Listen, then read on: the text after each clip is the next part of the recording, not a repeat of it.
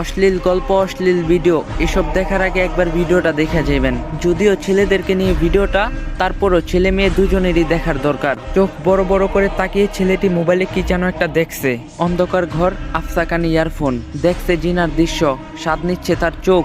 বড় বড় করে তাকিয়ে আছে ছেলেটি, দেখছে গোপন নিকৃষ্ট দৃশ্যগুলো। নিস্তব্ধ রাত 11:20। নেকেট দেখছে বা অবৈধ কোনো নারীর সাথে জিনার আলাপ করছে নির্ভীতিতে। কত সাথ গুনাহ করতে। হঠাৎ আচমকা শরীরটা ঝাঁকুনি দিয়ে উঠল। ছেলেটি মনে হলো কে যেন রুমে ঢুকছে, কিন্তু রুমের দরজা তো আটকানো। কি ব্যাপার, কে ঢুকলো রুমে?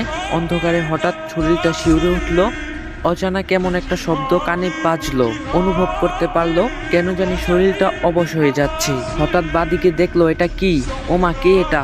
বিশাল বড় কে আমার পাশে দাঁড়িয়ে আছে? কিভাবে ঢুকলো রুমে? হাই মাবুদ, এই কেমন ভয়ানক মূর্তি দাঁড়িয়ে আছে আমার সামনে। থর থর করে কাঁপতে শরীর। হাত থেকে বুকের উপরে পড়লো মোবাইলটা। নেকেট চলছে পুরো দমে। মোবাইলটা বুকের উপর থেকে পিছলে ছেলেটির গায়ের উপর গিয়ে পড়লো, কিন্তু চলছে উলঙ্গ নারী পুরুষের জিনার ভিডিও। হয়তো মৃত্যুর ডাক পড়ে গেল তার। সে দেখছে মালাকুল মাউত দাঁড়িয়ে আছে, অথঙ্ক মৃত্যুর দ্রুত। একটু আগেও দেহটা ছিল অনেক গরম, কিন্তু মুহূর্তে ঝিম মেরে ঠান্ডা হয়ে গেছে। মৃত্যু আজ তার সামনে। মনে মনে ভাবছে, হায় আফসোস, একটু যদি তওবা করতে পারতাম, কিন্তু সময় যে আর নাই।